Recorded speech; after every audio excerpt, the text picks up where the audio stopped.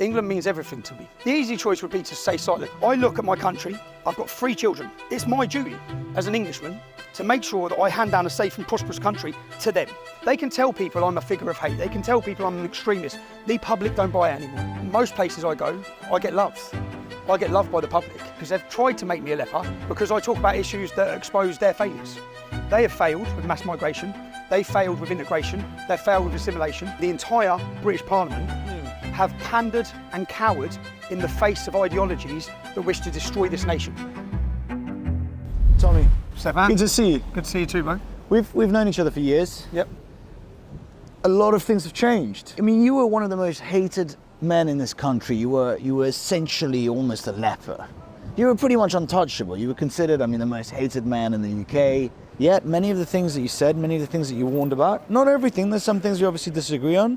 We have different opinions on many issues, but fundamentally there's a few key things we agree upon, and one of them is that mass migration is bad. What is it that has changed over the last few years in the UK, say from the beginning of your activism in 2009, the establishment of the EDL, up to now? What's changed, Tommy? What's changed? I was born in Luton in 1982. When I was born there was one mosque, there's now 45. Yeah? When I talked about issues I saw, yeah? Now the country's seen those issues. So when I started talking about them in 2009, these problems of mass migration, the problems of Islamisation of our country, the general public hadn't recognised it the way I'd recognised it. But Luton is a blueprint for every town and city. Now people have watched, they've seen what's happening, and they can see it themselves. And the perception's changed because people see that, when you say most hated man in Britain, the media have called me that for years, yeah? Sure. But most places I go, I get loved. I get loved by the public. So it's always this perception, and they've been very successful because they've tried to make me a leper. They've tried to make me toxic because I talk about issues that expose their failures. They have failed with mass migration. They failed with integration. They failed with assimilation. They have, when I say they, I mean the entire British Parliament, have pandered and cowered in the face of ideologies that wish to destroy this nation. They got on their knees for the Marxists of Black Lives Matter. They cower in fear in the face of Islam. They dare not even speak about it. The cowardice shown, the destruction of this nation and where we're at currently now in Great Britain is because of their cowardice, yeah? And right now, the British public are awakening in a massive way, not just the British public. If you look at the voting patterns across Europe, remember when I started my activism, when we first met, and I started my activism, I think the Swedish Democrat Party were on 1.5%. They're now on 22 to 24%. Geert Wilders is now winning the election in the Netherlands. Yeah? He was banned from even entering this country, yeah? Sure. He was seen as an extremist. He was seen as a leper, like I was, yeah? Everything he said was true. The warnings he gave, he tried to give a voice to the Dutch people about putting them first, about the dangers that can come, especially since October 7th. The whole world has seen the radicalisation, the hatred on the streets of every Western nation. Coming out of the universities, look, the best universities in the world are now full of people calling for the gas of the Jews. It's insanity. Yeah. It's a level of insanity it's awakened the world, and essentially the people who have lied the whole way through this, which is all of them, which is the mainstream media, their trust has gone, the monopoly they had has gone. They can tell people I'm a figure of hate. They can tell people I'm an extremist. The public don't buy it anymore. Yeah? They do not buy it. Obviously, I was censored. They censored me for a reason, so people don't get to hear what I say. They get to tell people who I am. Well, thanks to Elon Musk for restoring my free speech, because they were given a 6-year reign of lying to the public about me. And now I've been given my voice back over the last 6 months, and the British public have listened to who I am again. Have you changed your views on anything? Is there anything where your views have evolved, or your views have changed, or you thought actually maybe I wasn't radical enough on this, or like I'd underestimated something or overestimated something? I think if you dig up the first leaflet I ever made, which was in 2004 when I was 20, was it 20? And everything I say, I use it in my Oxford Union speech. Every word I say in that is exactly to the word that I say today. I've never changed. Yeah? What I said in that is that individual Muslims are not a problem. Extremist, radical jihadists are a problem. I said that whites and blacks are being religiously and racially targeted in the town of Luton. The Islamic community are given free reign. I talked about two-tier policing. Now the whole country talks about the two-tier policing. I spoke about Islamic jihad before people even knew what jihad was. Yeah. Yeah? But only because I'm a product of the environment.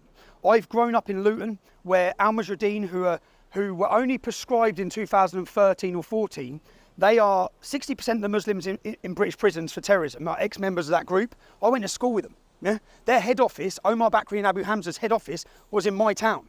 Yeah? My town. So I grew up learning, had to learn who these groups were, had to understand the hatred, the venom, where it comes from, had to. to understand what was happening, the change in my town, the loss of freedom, the two-tier policing, the two-tier funding, the way the Islamic community becomes so powerful that as white English working class, we become irrelevant. They vote like a military fashion. They're block voting. The whole country's now seeing it. We're seeing it because we've seen it with sectarian voting in a number of Now everyone's seeing it. North England towns. George where, Galloway. Sure. And if there's a few other examples, I mean, there's an incredible poster in the East Midlands by Ahmed Yaqub saying, "Lend your voice to Gaza." This that's election's literally that's his electoral program. And behind him is a dilapidated post-industrial warehouse building type where you can see the dilapidation of that town, but that guy's program is lend your voice to Gaza rather than let's restore this town to its former glory. Rochdale, where George Galloway was elected, Rochdale had the biggest grooming scandal in our country, one of the biggest one in our country's history, of Muslim gangs raping hundreds, if not thousands, of young English girls. The election wasn't even mentioned. Yeah, everyone was talking about Gaza. Yeah, well, I'm being funny. This is about Britain and about putting British problems in our towns and cities. And whether I take satisfaction from it, you see all these people in here who have called us Islamophobic, who have shouted us down. They're now going to see the sectarianism. They're now going to understand it, because the people who are getting into politics now are Islamists, are pro-Hamas. Yeah, people are going to be sitting in this building are pro-Hamas. Not that they're not already, because many on the left already are. Yeah, pro-Hamas. But we're not talking about supporters of terrorism, supporters of jihad, hatred to Jews. When we talk about even what we've witnessed, and people always want to shy away from getting to the root cause of the problem. What is the problem? Is it to do with Israel? Is it to do with land? I think Hitler's book Mein Kampf has 7% Jew hatred. The Quran has 11%. Let's not pretend it's to do with land, yeah? It's nothing to, let's not pretend the reason why these people hate the Jews, the reason why they're in every town and city across the West, calling for the death, the destruction of the only Jewish state. If we hear about Palestinians needing a state, they've got a state. 60% of Jordan's Palestinian. You've got a state. There's 21 Arab states, yeah? What you're calling for is not another Palestinian state. What you're calling for is the destruction of the only Jewish state. The only Jewish state, yeah? You've got 55 Islamic countries. How come none of them are taking them in? We've got these politicians wanting to import all the Gazans into Great Britain to put us at risk, to put us at more danger. Even if you just look at the statistics of the way they think in these regions, they're pro-Hamas. So what you're saying is the majority of them are pro-Hamas. You want to import people who are pro-Hamas into Great Britain. We've already got an out of control jihadist ideology controlling this capital city. They've had free reign. The police have not policed them. They've not clamped down on them. They've clamped down on the people talking about them. Enoch Powell said it. They don't deal with the problem. They deal with the people talking about the problem. I'm easy to deal with. Stefan, all we need to shut up Tommy Robinson is for the Islamists to be deported. And Tommy Robinson essentially shuts up, right? Is that the conclusion? If people don't like me, if these lot don't like me, you created us. Your weakness, your cowardice to tackle the problem, as you've allowed jihadism and that ideology to grow into such a power in this country. Yeah? The demographical change, we currently have 40,000 British Muslims on the terror watch list. 40,000 now. Yeah? As the demographic continues to grow, I looked at Manchester. Every 10 years in Manchester, the Muslim population doubles. Yeah? It doubles every 10 years. So it went from 25,000 to 50,000, 50,000 to 100,000. 100,000 is going to be 200,000. There's only 500,000 people there. You're a generation away from losing our country. That's what we are. Yeah. And everyone wants to sit back and watch it happen. I had this discussion with a Muslim yesterday. I said, I'm sorry, you're not going to intimidate us into silence. Yeah. This is, and we shouldn't be ashamed to say it. This is our country. It's our capital city. You've been invited in as guests, and you're absolutely taking liberties. You're taking liberties in towns and cities across our country. There already should have been a revolution in this country over the rape and prostitution, torture and murder of our daughters in every town and city. Not just the fact that the Islamic gangs done it, but the fact that they knew about it. They covered it up. The police forces knew about it. It was covered up. They all let it happen. And they say it out loud. They let a generation of our daughters be kidnapped and raped, and they did not care. We are seen by them as cattle, yeah? And they do not fear us. And when we fear them, that's tyranny. And when they fear us, that's democracy. Yeah? And we need to, I said, we've sat back. We need to get organised. We need to unite this nation. All we're hearing about is the Muslim vote, the Muslim vote. Well, the Muslims make up 7% of the UK. Yeah? We are a majority. We have had enough of mass immigration. No one's asked us, did we want 1 million people imported last year? No one asked us if we want to continually go into war. No one asks us. That's not democracy. No one's asking us the key decisions. Yeah? The key decisions that are affecting us all. They want to walk us into World War III now. And there's so much that's gone wrong from COVID, from the vaccines, from these traitors, from the liars, from every point of it. that the British public have watched. And if one thing, I had so many people who said to me, it was COVID, the lockdowns, the lies by Big Pharma, by politicians, that made me think differently about you. Because, and I always say, if they lied to us about Iraq, yeah, David Kelly was killed. He said 2 days before, I'll be found dead in a field, and he was found dead in a field. They lied to us about Iraq. They lied to us in Syria. We were funding ISIS. America and Great Britain were funding ISIS. Yeah, they've lied to us about every conflict. They've lied to the country about me. They've purposely distorted who I am and what I represent. I'm not saying I want to get rid of every Muslim from the UK. Yeah? I've grown up in Luton Town. Some of the best people I've met growing up are Muslim. Yeah? That doesn't stop me from saying Islam and the encroachment of Sharia and the spread, Saudi Arabia, Qatar. Do you know who's funding everything in this country? Saudi Arabia, Qatar and Iran. How have they got bases in our capital city? These fascist ideologies, the abuse of human rights in all these countries, they own half the capital city. Our country are pandering to them. Our politicians are pandering to them. They've bought our capital city. They've bought our politicians through their money, and the British public are fed up of it. So I just, and unfortunately, due to censorship, due to all these issues, everyone's scared to say it. And they should be scared to say it, because we live in a totalitarian state. You lose a job, you get depersoned. They incite people against you and violence against you. We have well-funded far-left organisations whose job it is to track down anyone that speaks out. Sure. That's not freedom. We don't have freedom and democracy in this country, trust me. I was watching an old show of yours where you were sitting in the audience, and one of the points you made is saying, you know, I get a lot of death threats. And one of the panelists said, oh, Tommy, if only you were a nice person. Do you remember that? She said, I don't get death threats because I'm a nice person. I said, try and talk about Islam, you'll get death threats. 6 years later, she comes out and tries to talk about Islam, and then she sits on TV crying because she's had a death threat, yeah? But the death threats against my children were justified, against my wife was justified, my mum. That's all justified because I'm not a bad person, but then she sits there as though she's the voice, and this is what we've seen. The thing is, these interviews are not going to age well for any of them, yeah? Jeremy Paxman looks like a fool, okay? Sure. Andrew Neil looks like a fool. Every show I went on, as Piers Morgan, fool, yeah? I actually watched the one with Piers Morgan recently with you, and it's incredible to see how a few years have changed, you know, what you were saying then, which appeared obviously to people who were living in very sheltered areas. Because this is, I think, a lot of the problem around you was around the fact that you were exposed to things that essentially the heart of London was completely shielded from. The demographic change it was really affecting and impacting the working class. Yeah. It was affecting children who were going to working class schools. It wasn't upper middle class parents whose girls are being groomed by grooming gangs. It was the working class who seemed to have really no voice, nobody to make themselves heard, and they were discounted based on their accents. And that really feels like that's changed.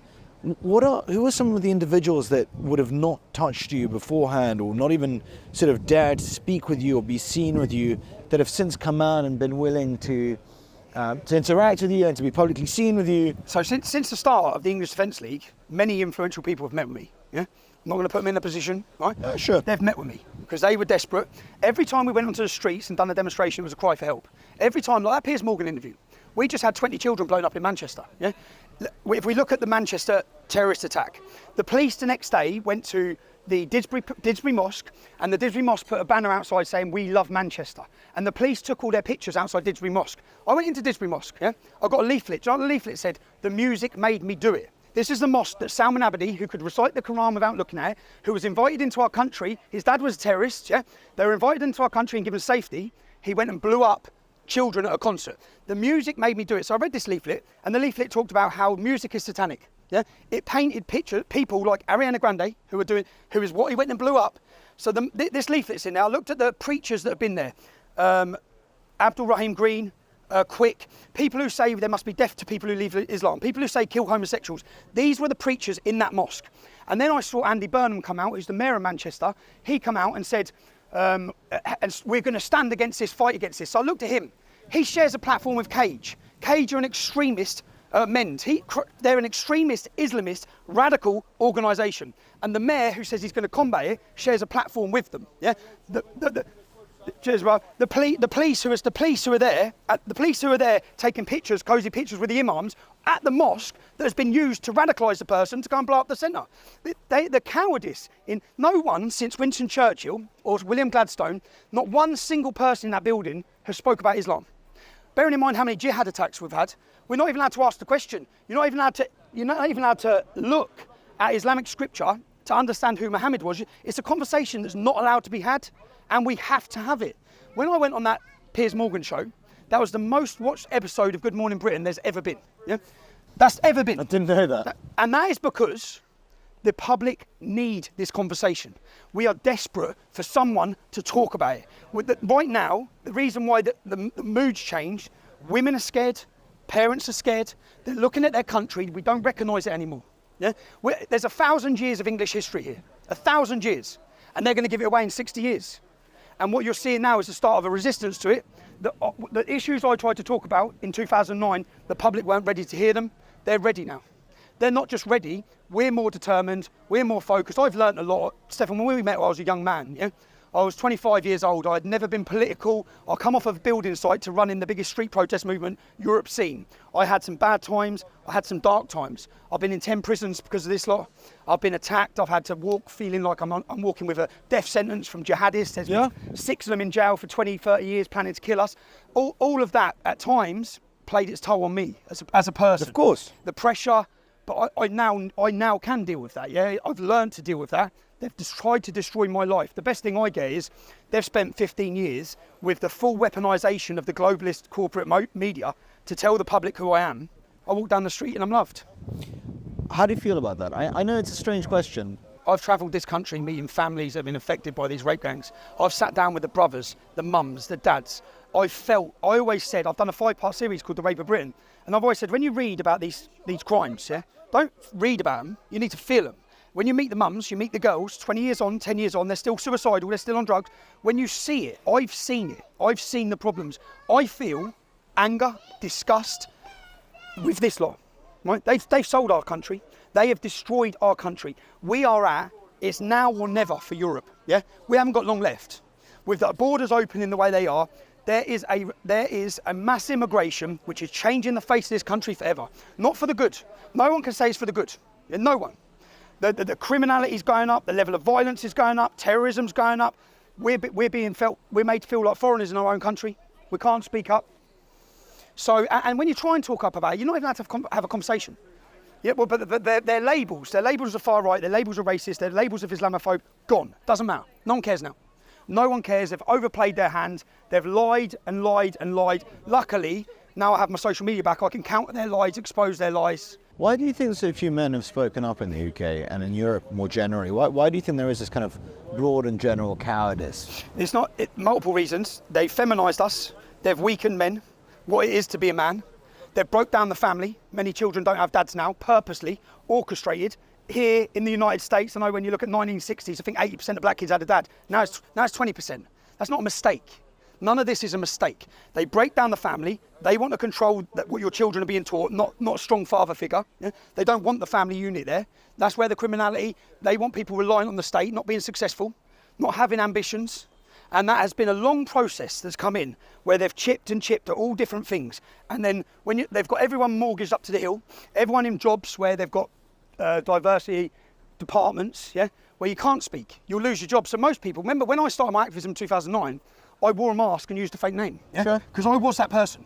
I was scared, yeah. I didn't want to talk about it. I didn't want to be the person standing here. I knew what comes with it. I had 7 houses and 2 businesses when I started my activism. I was successful. Yeah, I was successful. I lost everything, but so they've got everyone there. So I understand the people who don't want to speak out. They know they're going to lose their job. A totalitarian state, which is what we live under. Yeah, my film's going to prove that on Saturday. The film I'm premiering. They need to set an example of people who talk out. Because if they allow people to talk out, and we're allowed to have the conversations publicly at a mainstream level, we get to look at their failures. Failure after failure after failure, which is what they want to cover up. You're not allowed to have the discussion, so they set an example by losing your job, coming down hard on you, harassing you and persecuting you with the police force, politicised policing, which the whole country now has witnessed. What are some of the solutions? If you were given absolute power in the UK tomorrow, what would you do? I'd remove every one of those fake migrants who are in every one of those hotels. And let me give you an example. So when I was 11 years old, a Bosnian refugee family come and lived in the Bishop family in my road, yeah? The mum come with the little brother and the little sister because the dad was killed in Bosnia, yeah? Real refugees, okay? He grew up to be a wonderful young man, yeah? He's been successful. That is something that you would be proud of as a nation for helping him. That's not what this is, yeah? This is young, military-aged men come in who are aggressive and hostile to our nation with an alien ideology, yeah? Absolutely. Yeah, no. So I would clear the hotels. Yeah. I'd put the military on our borders, right? It's a national security threat. It was a national security. I'll give you another example. One refugee come to Bournemouth in the UK, said he was 15, got put into school, sexually harassed the girls, yeah? When he's 21, yeah, he goes out, he stabs to death a Royal Marine in the town centre. We then find out he's not 21, right? He's 25. So when you put him in school with our daughters, he was actually 19. Then we find out he shot 2 people dead in Serbia with a machine gun before he come here. Yeah? These are the people, you're playing the lottery with our kids. You're playing a lottery with our country. It was 4 refugees who went on a massacre in Paris, blowing stuff up and killing everyone. The minute one refugee, they've come through 16 safe countries. The minute one of them committed a mass murder or rape, we've had multiple examples of migrants in hotels put up, paid for by us, while homeless British people are sleeping here. Half of London's full of ex-military personnel on the streets, freezing to death. And in the hotels, you've got 1,000 Somalians, Iraqis and Afghanis. Yeah? It's absolutely ludicrous. Even when you go into the schooling system, refugees or migrants get preference. So you might have had 100 years of history of a family living on an estate. Your child can't go to the local school. It's like no policies are for British people. Everything is given to migrants who actually don't love this country, not all of them. But there's now a fifth column. There's a fifth column who despise our way of life, who are intent on overthrowing our democracy and replacing it with a Sharia. There's mass numbers of these people now, and they've aligned themselves. What we've seen since October 7th is an alignment of the far left extremists who wish to bring down the system and replace capitalism, the Islamist extremists, and the Nazis. They've all come together. They've all come together because of their Jew hatred, really, but they've all come together and they align with each other because they want to overthrow the rule of law. We're pro-rule of law. I'm pro-democracy, yeah? But we want these people to represent the person on the street. What are some other policies you would implement, aside from closing the border, deporting the migrants that can be deported? I'd end Islamic immigration. I'd end Saudi money, Qatari money, Iranian money. Absolutely end it. The Muslim Brotherhood would no longer have a base in this country. The military would be dealing with these people, yeah? And it is a military issue, okay? They are a threat to our nation. They have bases. We have given a safe haven to terrorists because it suited us when they were at war in Afghanistan with the Soviet. Because it suited us, we allowed them to come here. We allowed them to set up base. We actually continually fund many mosques with our taxpayers' money in this country. Mosques who have preacher after preacher promoting hatred against us. I would end all of it. I'd end it, and I'd also encourage, we should have an encouragement of our identity, of who we are. Stop trying to teach our children to be ashamed of who they are. What is the UK to you? What does England mean to you? What does England mean to me? England means everything to me.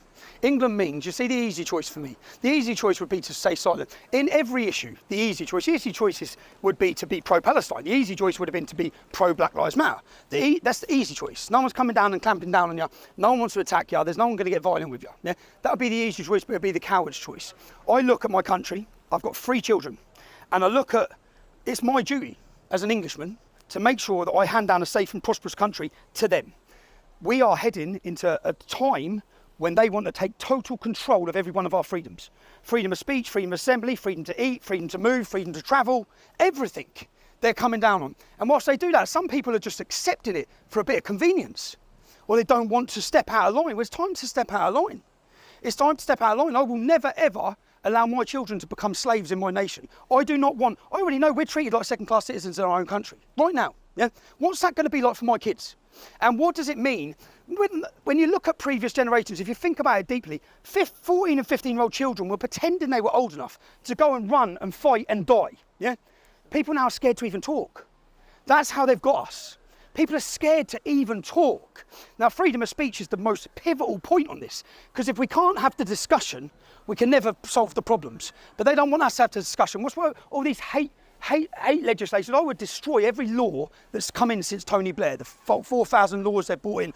All of it is to weaken our society, to weaken the family, to weaken our identity. And whilst they weaken ours, they celebrate everyone else's. They celebrate everyone else's.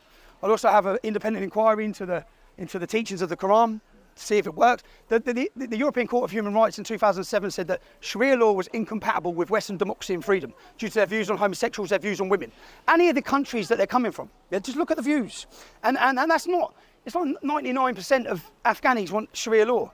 When you bring in 1,000 of them, like you did probably last week, they don't leave those views on the border.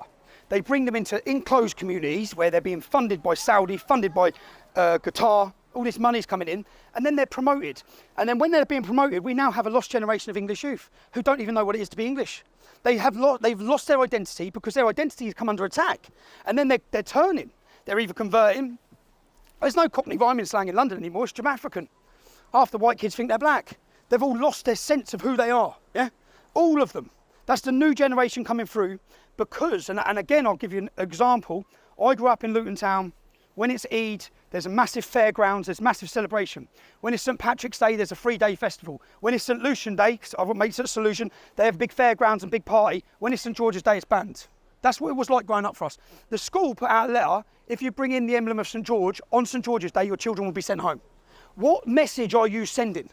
Every school should be flying the St George's flag. Every child should be encouraged. Every child. Like as I said, my mum was an Irish immigrant to this country. And my mum was an Irish immigrant. I'm an Englishman. I love this country because that's how I was brought up. That's how all children coming from countries, if we want them to embrace, but our government actually encouraged them to separate. They encouraged them not to assimilate. They've allowed these ghettos to grow and grow and grow. And whilst they grow, anyone who tries to talk about it, they've silenced. Not just silence, there's been a massive effort, a combined effort of politicians, big tech organisations, massive corporations, to not just silence, but they actually actively try to destroy anyone who tries to counter the narrative. And the problem for the left is it was all right when they were destroying me because I talked about open border immigration and it was me that was being censored. Then it become doctors, then it become nurses, yeah? Then you can't talk against transgenderism. Even J.K. Rowling now is a figure of hate, yeah? The goalposts continually shift. So long as they're allowed to decide what we can talk about, yeah, and the topics you're allowed to, or they control the narrative with their media, who continually pump their lies. The answer to a lot of these problems is citizen journalism. The answer is groups like yourself. You've set up. You've become a voice that people can trust. There's so many. That when I first started, there was just me talking about these issues. Now we're about to hold a rally on June the 1st. Maya Tusi, Calvin Robinson, Priest, Lawrence Fox, the Voice of Wales. There is now a consortium of citizen journalists and people with platforms who are coming together to highlight issues and to beat down their narrative. Do you think it might be too late, Tommy? No, I think that it's only too late when you stop fighting. You've only lost when you stop fighting. So you have hope? Do you have hope for the future of the UK? You have to have hope. Do you know what? I had this, so 2013 when they set fire to poppies, I was arrested. And I got bought, and when I got home and my wife was there and her nan was there and her mum was there. And her nan said, it's too late. Why are you even trying this? It's too late. I said, if everyone had that attitude back in the day, we'd all be German, yeah? We would. I said, so... That's not wrong. How can it be too late? How can it be too late when 7% of a population, it would be, we are the majority, but we are running out of time. Yeah? I believe we need direct democracy. Yeah? But if we don't get direct democracy in the next 5 or 10 years, yeah, the demographical change to our country, the influence of the education system, then it's too late. Because if you bring in direct democracy, they're going to choose what they want. Yeah. Sure. So whilst we are a majority, whilst the majority want freedom, whilst the majority want a Christian culture, we have to organise now. And I believe that these cowards, when it shifts, the Overton window has shifted a lot since we first met. It's shifted a lot. It's shifting every week. A lot. Mass deportations are now becoming common discussion. Yeah. Donald Trump gets in and starts mass deportations. It gives the ability for Geert Wilders, it gives the ability for Le Pen, it gives the ability for Philip de Winter, hopefully if he wins in Belgium. It gives the ability for European countries to start saying, and why not, I saw the Swedish Democrat Party put in yesterday, I believe, or the day before, that even if they don't have evidence against the criminal migrant gangs, they're booting them. Why wouldn't you? These people they're bringing nothing to the country, yeah, but war. I saw that Malmo is now rated as dangerous as Kabul in Afghanistan. Malmo has the second highest rate per capita outside of South Africa, I believe. Malmo in Sweden. Yeah, you, this lot, have destroyed the stability and the safety. When they've took the safety of your children, if you don't feel safe that your daughter, I went to Prague and when we was with some, I was only a few years ago and the girl was going home. I said, no, we'll walk you home. She said, don't be stupid. I said, no, we'll walk you home. You couldn't let a girl walk home in London. You could not leave a female walking home in London, yeah? Not without serious risk. They've took the safety away. It's becoming normalised. Rape is normalised. Violent attacks, and it's by migrant men. I'm sorry, but Muslim men make up 2.5% of the UK population. They are responsible for 90% of the convictions. 90%. Unbelievable. In gang rape, 90%. And 30% of the men convicted are called Mohammed. Are you religious at all, Tommy? I'm being pushed more to... I wasn't... Tell me about it. I'll tell you about it. As I've watched as we've gone on, and I see Christianity totally under attack, yeah? My mum's a devout Catholic, my mum is, yeah? But I felt betrayed. I remember when I started the English Defence League, I spoke to Deacon Jerry at the church and said, I'm struggling with Islam, massively struggling. The more I've looked into it, the more I understand who Muhammad was. And he said, our Father who art in heaven, hallowed be thy name. And he got to the point where he said, forgive us our trespasses if we forgive those who trespass against us. And he made a point of that. I said, forgive them. That's your answer. Christianity wouldn't still be here if it was that weak, yeah? What Christianity now has become, I believe the church has been infiltrated by Marxists who don't even believe in Jesus or God, yeah? And they've used it for their own political agenda and to push their own political messages. Transgenderism, the Pope inviting 200 trannies into, it's insanity, yeah? It's insanity, but what we've done by destroying Christianity and losing faith in Christianity is leave a void. And that void's being filled. And lots of young men are converting to Islam. Islam is strong. I hand it to Islam. It's strong on its principles. It will not bow down. It will not change its path. Yeah? I admire it in certain parts. You have to. I admire it. There is something admirable about these men having such a devout faith and such absolute conviction in it. It's admirable. There's something impressive about it. It's admirable, but it's not a buffet, yeah? Which will say, well, okay, so you take the bits you like. Well, what about this bit? What about the verses that say this? You can't ignore that. Yeah? I know. That's a problem, yeah? But I see that the more I've seen the satanic symbolism, I know these things would be seen as conspiracy theories. The more I see Christianity under attack in America and across Europe, the more it draws me towards it.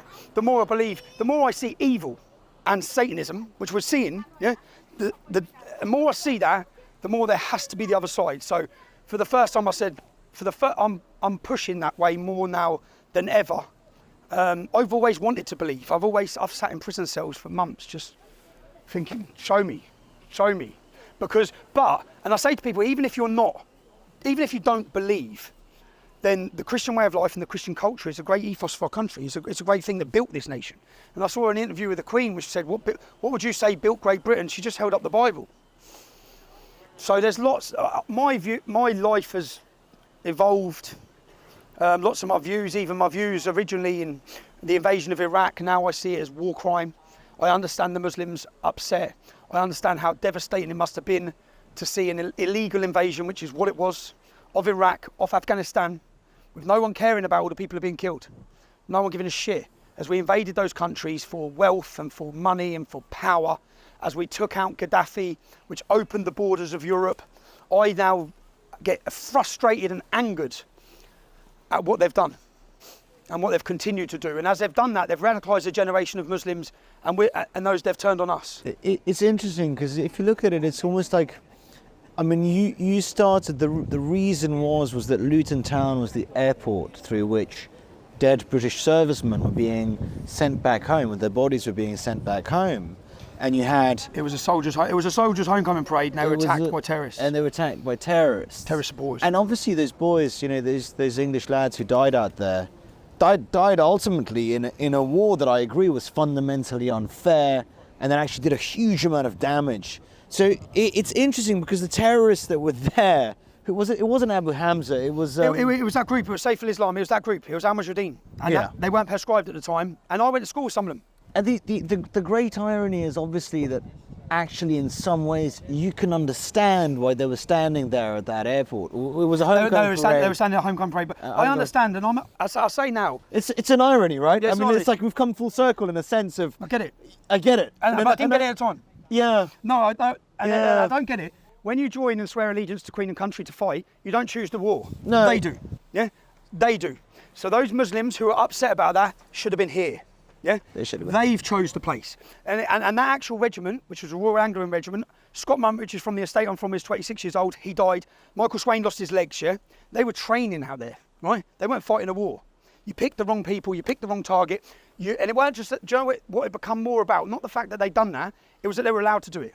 They were taken through, I watched them take jihadists through my town hall to attack our armed forces in front of their faces. Now, if I wanted to organise a protest against the East London Mosque, I wouldn't get anywhere near it, yeah? Why did you do that? Why did you let them go to the war memorials? Why did you let them go to the cenotaphs? Because you're too scared to say no to them about anything. The power they hold, the threat of violence all the time from their community, their leaders continually threaten our country. Lord Ahmed, when Geert Wilders, we spoke about him earlier, when he was coming in here to play his film Fitna, Lord Ahmed told our government, well, I will bring 10,000 Muslims and take over Parliament. They banned Geert Wilders. So they were threatened by Lord Ahmed, who's now in prison, I believe, for raping kids. And do you know, can't make it up. Mate, do you know You literally can't make it up. the show you were on about? Do you know the show you was on about earlier? Where Yeah. the man behind me, Dipu, he's now in jail for the Muslim councillor in Newcastle who was having a go at me for being a hate figure. He's now in jail for again sexual harassment of women. It's like you just couldn't make it up. Each person that's come out against us continuously, they keep falling. They keep falling. And they tried to deem us as extreme. They tried to deem us as extremists for wanting a safe country, for wanting a safe future, for loving our countries. In 2009, when I started my activism, it was like we loved our country and our country hated us back. And it weren't just our country, it was many of the public as well. But that's all changing. Tommy, thank you so much. Thanks, man. I went on Really a rant, didn't I?